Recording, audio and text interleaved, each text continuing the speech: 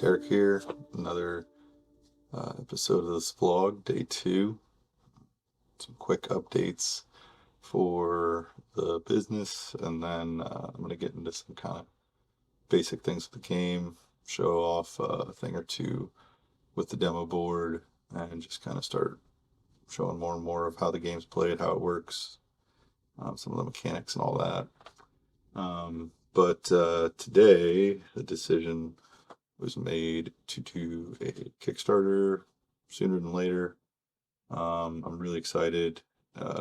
There's a creator that I have a lot of respect for, and I think does really great work that is going to work on this with me.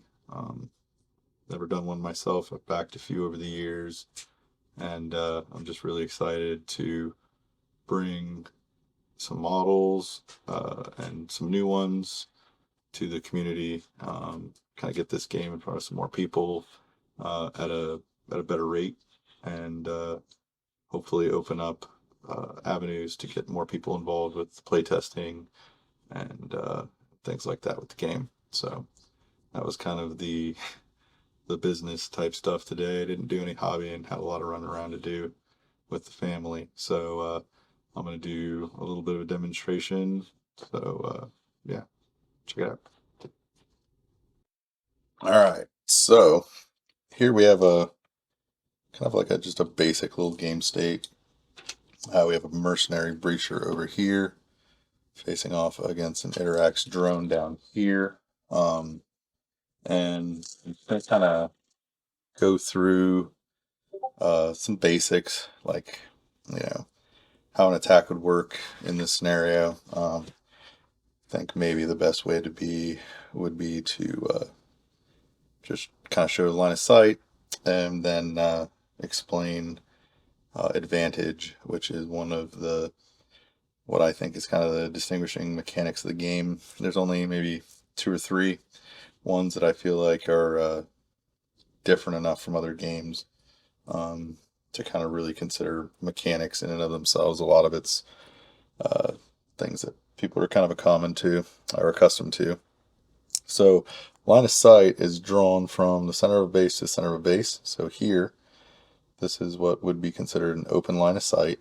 There's nothing in the way, and so there would be no benefit for this guy if he was the target, or this guy if he was the target. Now, if we were to adjust one of these guys a little more, let's say like that, now we'll put some of that. The center of his base gets drawn through that piece of terrain. All this terrain is 3D printed by me, and it's all from Saucerman Studios. They do some really cool stuff. Reached out to them a while ago and just kind of said, hey, I need something to show in my videos.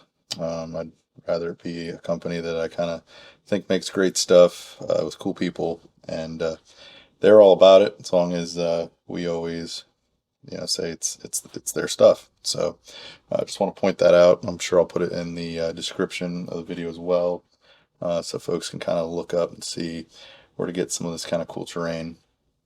But anyway, since there's a line being drawn through there, technically these models can still see each other. In the case of the breacher, he can look down and say, because the line can be drawn from the edge of his base to that model, this guy is still visible to the breacher, but vice versa, from this model to that, he would essentially have cover in this scenario. And resolution in the game is a 2d6 system. Kind of decided early on that I wanted certain things to be very consistent in terms of what you get out of a model. So for example, like with this breacher, I believe he's got an offense of 4.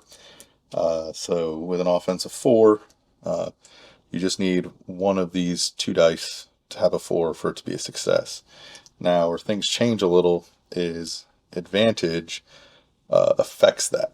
So in this scenario, he's at a height advantage to the drone here. So he gets a bonus for that, basically. He's +1 to who has the advantage in the exchange. Additionally, they have a special rule that he could even use here, but really he just has the one advantage. This drone has none. So because he has the overall advantage, rather than rolling 2 dice, he would roll 3.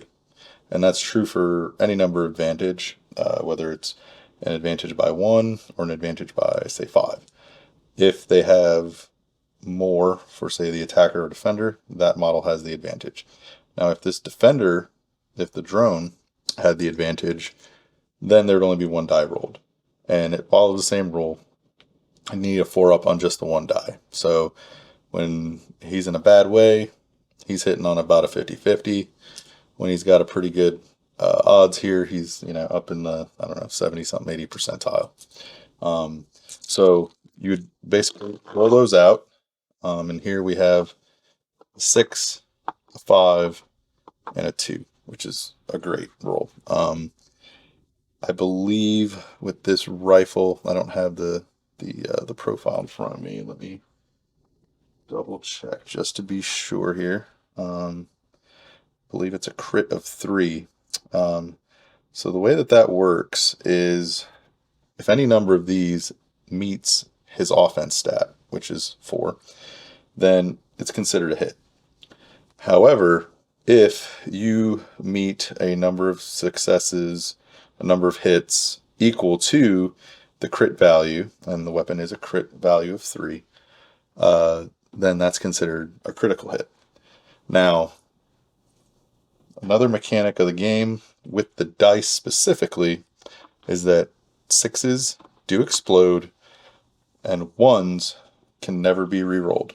So that's just kind of a way to kind of power gate certain swings. And then no matter how many successes a model had, they're only either shooting for a hit or a crit. So you basically have a minimum and a maximum that they can deal in any given attack.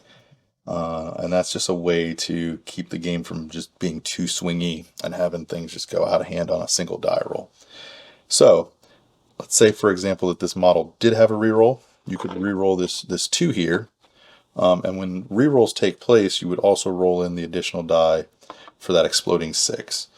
He does not have any rerolls, so we would just roll the additional die in for the 6. So in this scenario, he did not crit. He only had the 2 successes here, the 6 and the 5. So it's a hit, but not a crit. So then what happens from there, you look at the damage value. In the case of this Breacher's rifle, it's a damage value of 4. So the defender has to save 4 damage against that. That just goes off their defense stat, back to the whole core stats. You have your offense, your defense, utility. Those drive the majority of gameplay. So then this drone here, which I believe, let me double check quickly. I believe he has a defense of 4, and he does. He would have to save against those. He's now failed 3. Just pull these from off on the side. But he has a 6. The defense roll follows the same rule as the attack roll, as all rolls do in the game. So these could be potential rerolls if he had the ability to. This could never be rerolled as it's a 1. The 6 explodes, which gives him additional save opportunity, and he rolled a 3. So here there is 1 success. The original damage was 4. He reduces that 4 damage by the 1 success, taking 3 damage. So in that simple attack exchange, he takes 3 damage. And yeah, that's kind of the basics of what advantage is and how it incorporates into attacks. It plays into really everything in the game. The game is all about having incremental advantages and using them to push your model into the best scenario possible to kind of utilize the environment, kind of ganging up on other models, protecting objectives. For example, let's say we had an objective, this, cool little terminal. Let's put it, I don't know, right here. And then let's say that this drone was over here around that objective. If this breacher were to come down and try to interact with that objective, he's trying to do so with this enemy model there.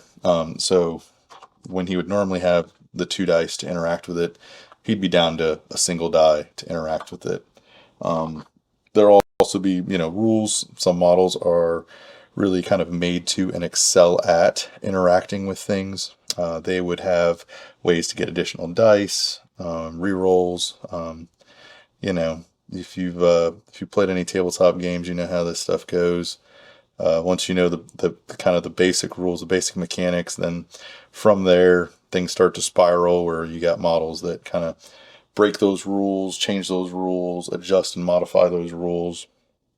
But yeah, I think it's a pretty cool system, and with the way that the damage works on attacks, you really do have a min-max damage output for any given model, and then the opponent still has their defense, and so you can really get a good idea of how much damage should be dealt and received in exchanges like that. So just wanted to get something out and show a bit of the game. I'll be posting more things like this every day up until the end of the month for CincyCon, and as I get more information about the Kickstarter and kind of want to talk about it some more and reveal some more, and the individual that's going to be working with me on the project, all that stuff, some more, those updates will all be in these vlogs. So yeah, look forward to showing some more.